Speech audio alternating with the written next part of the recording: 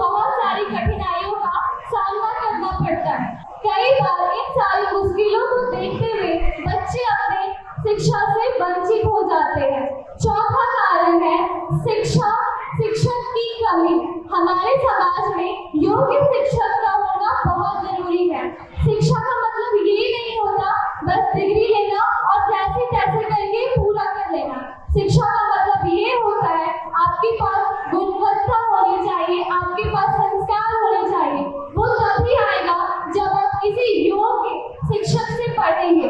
आज के समाज में बहुत सारे प्रशिक्षित शिक्षक हैं जिनके पास कोई गुणवत्ता नहीं होती, जो अपनी गलत गुणवत्ता के कारण बच्चों को कभी-कभी मार्गदर्शन भी नहीं दे पाते हैं।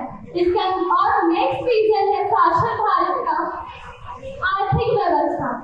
आज के युग में गरीब परिवार होते हैं वो अपने बच्चों को काम करने के लिए भेज देते हैं, जिसकी वजह से जो बच्चे होते हैं वो बाल श्रम के शिकार बन जाते हैं और अपनी शिक्षा से वंचित हो जाते हैं। नेक्स्ट रीजन है सामाजिक रूढ़िवादी। आज के समय में बहुत सारे ऐसे लोग हैं जिनकी रूढ़िवाद सोच लोगों को आगे नहीं बढ़ने देती।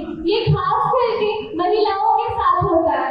अगर किसी क्षेत्र में ज्यादा से ज्यादा समाज रूढ़िवाद सोच को मानता है तो वो किसी भी पढ़ लिखने वाली महिला को आगे बढ़ने से रोकता है। वो नहीं चाहता है कि कोई महिला आगे जाकर अपनी शिक्षा को पूरी करे या फिर उससे ऊपर बढ़े। उनकी इसी सोच की वजह से आज हमारा समाज भी काफी पीछे है। नेक्स्ट रीजन है कमजोर शैक्षिक बुनियाद। कई बच्चे पढ़ तो लेते हैं लेकिन उनकी प्राथमिक शिक्षा उतनी अच्छी नहीं होती कि वो उच्च जगहों पर अच्छे से पढ़ सके। इसकी वजह से उनके फ्यूचर पे इसका बहुत इफेक्ट पड़ता है। उनके फ्यूचर में वो आने वाले बहुत सारे ऐसे जॉब अपॉर्चुनिटीज जिसमें एक्सपीरियंस को देखा जाता है वो वहाँ पीछे हो जाते हैं क्योंकि उनका प्राथमिक शिक्षा ही अच्छे ढंग से नहीं हुआ। आगे मैं आप सभी लोगों के समक्ष साक्षर भारत की संभावनाओं को प्रस्तुत करना चाहती हूँ। सबसे पहला संभावना सरकारी प्रोग्राम, जैसे कि बहुत सारी एक्टिविटी सरकार के द्वारा करवाई जाती है स्कूल्स में, जैसे मिड डे मील और भी बहुत सारे एक्टिविटी, ताकि बच्चे स्कूल की तरफ आकर्षित हो और स्कूल आकर अपना उपस्थिति को मार्क करें। सेकेंड रीजन है प्रोत्साहन कार्यक्रम। कई स्कूल प्रोत्साहन कार्यक्रम को चलाते हैं ताकि बच्चे प्रोत्साहित होकर आगे बढ़े। बच्चे स्कूल में आए, अपने उपस्थिति को मार्क करें और उनको प्रोत्साहित करने के लिए सरकार छात्रवृत्ति जैसे प्रोग्राम्स को लाती है ताकि जो गरीब बच्चे होते हैं वो भी पढ़ाई की तरफ आकर्षित हो। तीसरा पॉइंट है डिजिटल स्टडी। आज की तकनीक में, आज के युग में टेक्नोलॉजी बहुत आगे बढ़ रही है।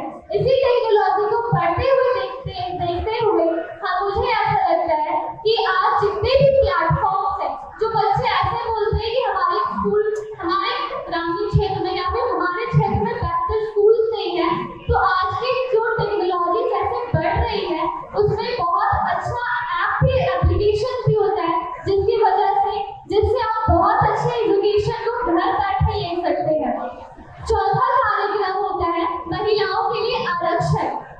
हमारे क्षेत्र में महिलाओं को आगे बढ़ाने के लिए सरकार कई आरक्षण की भी व्यवस्था रखती है, जैसे कि उनको आगे बढ़ने के लिए कई महिलाएं जब आगे नहीं पढ़ पाती हैं और उन्हें पढ़ने का मन भी होता है तब भी उनकी रूढ़िवाद सोच और बहुत सारे कारणों की वजह से वो आगे नहीं बढ़ पाती है।